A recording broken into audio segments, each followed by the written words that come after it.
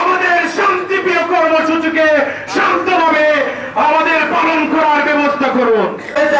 তারা মসজিদ পর্যন্ত গিয়ে নিজের জানের নিরাপত্তা লাভ করতে পারে নাই, মসজিদের উপর পর্যন্ত আক্রমণ করা হয়েছে। আমি দেলোয়ার হোসেন নাজিম সাহেবের মুখ থেকে শুনেছি আমাদের ছাত্র সমাজ, বিশেষ করে নালখাটঙ্গি, ইসলামাবাদ, দনখান্দি, শাহপরান এলাকার যথেষ্ট লোক এসে শাহপরান রহমতুল্লাহ আলাইহি মাজারের পবিত্রতা রক্ষা করার জন্য ছাত্রদেরকে বাঁচানোর জন্য চেষ্টা করেছেন, কিন্তু তারপরেও ওরা তাদের উপর যেভাবে আক্রমণ করেছে, আমি এখন থেকে বলছি আমাদের কর্মসূচি আজকের মধ্যে শেষ নয়। এবারের থেকে কর্মসূচি সূচনা হয়েছে, আগামী বছরের জন্য তাফসীর মাহফিলের ঘোষণা হয়েছে। তাই এগুলি কর্মসূচি শেষ নয়। আমাদের ছাত্রদের উপর আর যদি কোন কালো হাত উত্তোলন করা হয়, তাদের হাতকে ভেঙে দিব, ভেঙে দিব। এতদিন ধরে এই গাঁজা ব্যবসা, ইয়াবা ব্যবসা এবং এই নারী নৃত্য যার আন্ডারে চলছে তার নাম হচ্ছে সাদয়। তিনি এই পাগলদের, পাগল নয়, পাগল বেশে ওদেরকে পাঠিয়েছিলেন, তিনি নিজে নেতৃত্ব দিয়েছেন। আমরা দুজন পুলিশের হেফাজতে ছিলাম, আমরা দুইজন পুলিশের হেফাজতে থাকা সত্ত্বেও তিনি লাঠি দিয়ে এবং এই পাগল বেশি যারা এসেছিল তাদেরকে নিয়ে আমাদের উপর অতর্কভাবে হামলা করার চেষ্টা করেন পুলিশ থাকা সত্ত্বেও।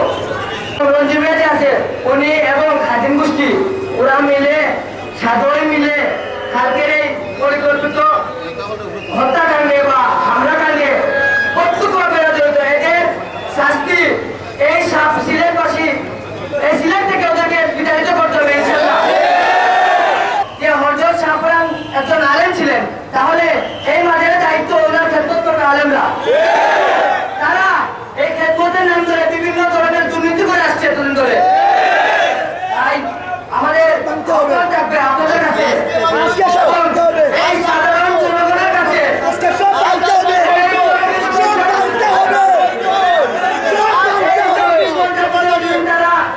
এই মাজার ত্যাগ না করে, এই মাজারের সবকিছু যদি প্রশাসনের কাছে হস্তান্তর না করে, তাহলে আমরা তাদের বিরুদ্ধে কঠিন কর্মসূচি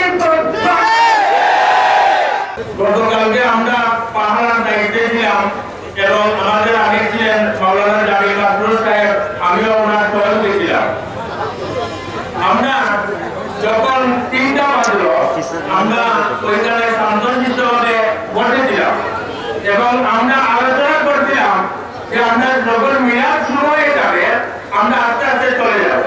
তারা মেয়াদ করে তবরুক নিয়ে তারা চলে যাবে, আমরা শান্তশিষ্টভাবে চলে যাবে, এই ধরনের আলোচনা হয়েছিল আমাদের মধ্যে। কিন্তু একটু পরে দেখলাম তারা মনে করছে 10 থেকে 15 জন এখানে আসে, তারা বন্ধ প্রায় 150 থেকে 200 বন্ধ নিয়ে আসে।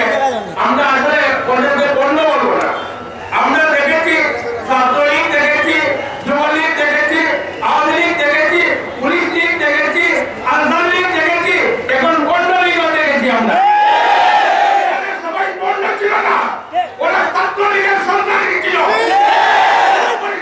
আপনারা যদি ভিডিও ফুটেজ দেখেন ওদেরকে ইনশাআল্লাহ দেখবেন, তারা চাইছিল যে আমাদের মাধ্যমে এখানে একটা মারামারি দ্বন্দ্ব জড়াইতে, কিন্তু আমরা শান্তশিষ্টভাবে চলে যাই। কিন্তু ওরা জানে না ওলামায়ে কেরাম যদি দিতে যায় তাহলে ওদেরকে কেউ সামলাতে পারবে না। আমাদের মধ্যে আমাদের সাংবাদিক সিলেটের সাংবাদিক উনিও আহত হয়েছেন, কিন্তু আমরা হাকিমদেরকে পাহারা দিচ্ছি।